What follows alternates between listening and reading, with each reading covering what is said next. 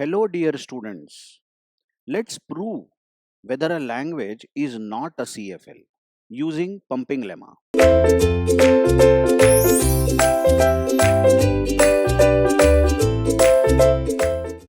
Now, here I have taken the same problem that we were learning in the earlier video, but we didn't complete the proof. Given a language L, which is of the form a raised to n, b raised to n, c raised to n, where n is greater than or equal to 1, we want to prove that this language is not context-free language. And how do you prove it? By using pumping lemma, right? So what does pumping lemma say is that first thing is you assume that L is CFL. Actually, we are asked to prove that it is not a CFL. You assume that L is CFL. Second thing is let P be the pumping length. By pumping length, we mean it just an integer. Okay, P is an integer. Now, third thing is now let W, some word, be an element of L, but length of the word should be greater than or equal to pumping length. So you have to take such a word which first of all belongs to L. That is, it should be of the form a raised to n, b raised to n, c raised to n, but the length of the word should be definitely greater than or equal to P. So we will take a word as we saw in the previous video, a raised to p, b raised to p, c raised to p. Clearly, this is having p number of a's followed by p number of b followed by p number of c. So it is the part of L, and length of the word W is greater than or equal to p. In fact, length of this word is 3 times p. Now the fourth thing that pumping lemma says is that decompose W into 5 parts: U, V, X, Y, Z. But while decomposing, you see to it that the length of VXY, first condition is length of VXY together taken should be less than or equal to P. So to understand this point, what I will do is I'll write this word in magnified form. Okay, let's take this word. This is the word W, which has a a repeated a repeated p times. Let's say these are p number of a's. Then followed by the word continues, followed by b repeated same number of times, that is p times, followed by the word contains c repeated p number of times. This is the word, correct, that we are talking about, and it is part of the language. Now, what lemma says is that you just break this entire word into 5 parts. But then while breaking the word, you see to it that the middle portion, VXY, the length of this middle portion, VXY, taken together cannot be greater than P. It should be maximum P. So it can even be equal to P, exactly equal to P, because it is less than or equal to, but it can't be more than P. So the question is, which part we should take as U, which part V, which part X, which is the part we should take Y, which is the part we should take Z. The liberty is yours. Just check. You have the liberty. What I will do is, I will take this portion which contains all the B as VXY. Tell me, aren't we preserving this particular rule? What is length of VXY taken together? It is exactly P. And it can be exactly P. It cannot be more than P. Then this portion containing all A's is U. And this portion containing all C's is Z. Wait. I am not saying that you should take VXY only as this that I have taken. For example, I'll draw the string again. W in our case is A repeated P times, B repeated P times, and C repeated P times. We want to break this word into 5 components. But when we break it into u, v, x, y, z, the rule states that vxy length cannot be greater than p. It can be less than or equal to p. So who has stopped you? You can take this portion here, this much, as vxy. Tell me, if you say that vxy is in this region, then even now the length of vxy is below p, because this much is the length p. Then whatever is there before this vxy, this much, is u, and whatever is there after this vxy is z. So nobody has stopped you from taking decomposition, but follow the rule: length of vxy can be less than p or equal to p. It can't be more than p. So we have here taken length of vxy, note length of vxy to be exactly p. Okay, then what is u containing?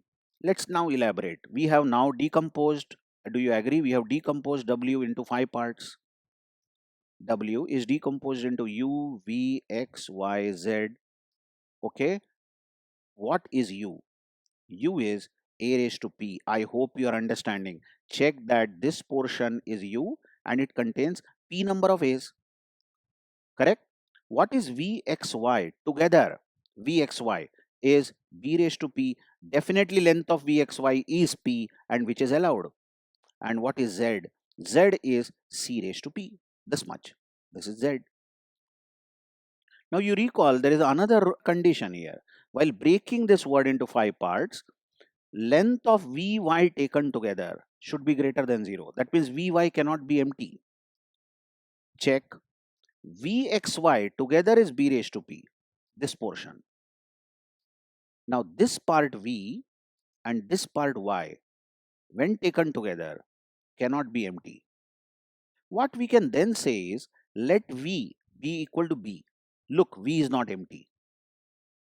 That means this very first b in this part, we are giving to v. Okay? And then what will be x pending? This middle component x. And what will be y? Let y be also equal to single b. Check that this last b we are giving to y. Then this middle component x will be the b is remaining here. That will be x will be b raised to p minus 2, because 1b has been given here, 1b has been given here. Do you agree? Vy together is not empty. So elaborate. Don't worry, we are just reaching to the last point. W has been decomposed into u, v, x, y, z. And u is a raised to p. V is single b. X is b raised to p minus 2. Y is b and z is c raised to p. Confirm it again. If you take v, x, y together, the length will be exactly p, and that's what this rule states. It can be up to p. And also observe, v, y are not empty. Now the last thing that the theorem states is that if you take some I, some value of I, for which you construct a new word, the new word, I will write it here from the original word, of course, which you have taken. Suppose we write w is equal to u, v raised to 2.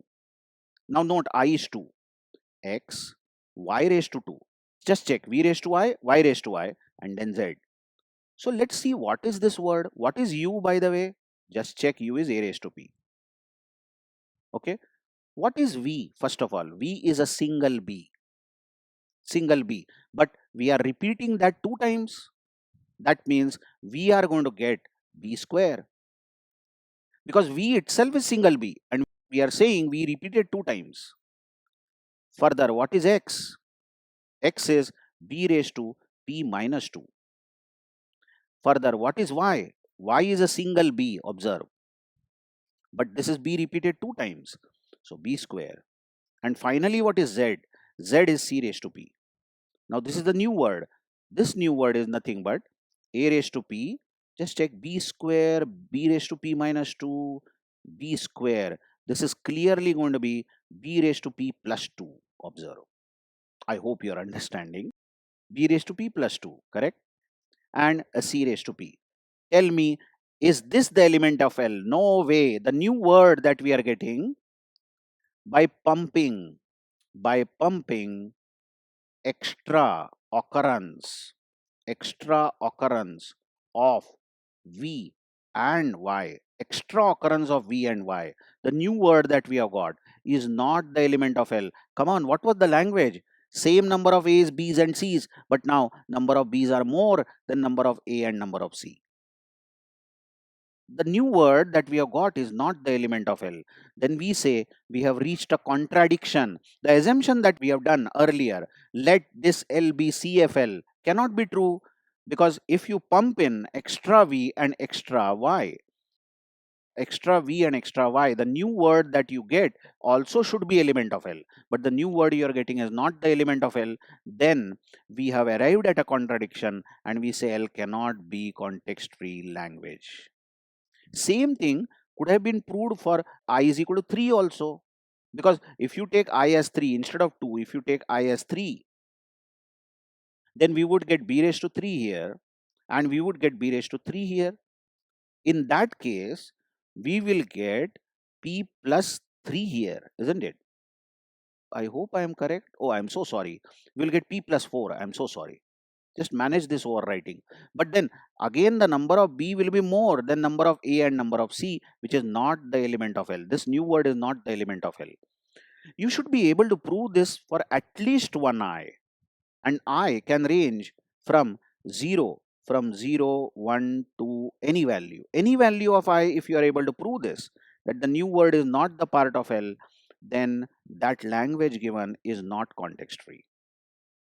I guess you have followed. Let's continue. For the same problem, what was the word I took? I took A raised to P, B raised to P, C raised to P.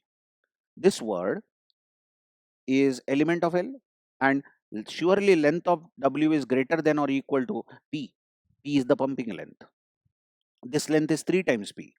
Now what if we divide this word U, V, X, Y, Z 5 parts, but length of V, X, Y together should be less than or equal to P. So last time, we took this V, X, Y as all B's. But it's not necessary. It can be less than P also. So if I write this word again over here, this is P number of A's followed by P number of B's followed by P number of C's. Now we want to decompose this word into 5 parts, but length of Vxy should be less than or equal to P. Now who has stopped you? You can take Vxy from here. Just check this. Just check. What did I do? I took 2 B's and I took P minus 2 number of C's. 2 C's I have left out at the end. This is Z. Then this is Vxy. And the rest of the component over here is U. Okay. Now you can see Vxy, contains 2 B's and P minus 2 C's, because these 2 C's are left out in Z. Now what if you take V as single B? Let's say this B is given to V. And what if you take Y as C? This last C over here is given to Y.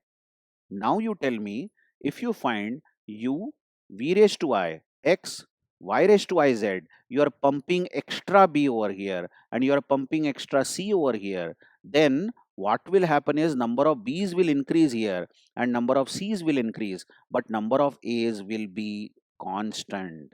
There will be only PAs, but number of B's pumped in are more and number of C's pumped in are more, then the resultant word that you will get will not be part of L. And we have arrived at a contradiction and we can say that surely the given language is not CFL. Okay, so one more example we will learn in the next video. I hope you have understood the meaning of this lemma now, but one more example will be really helpful to all of us. Thank you very much.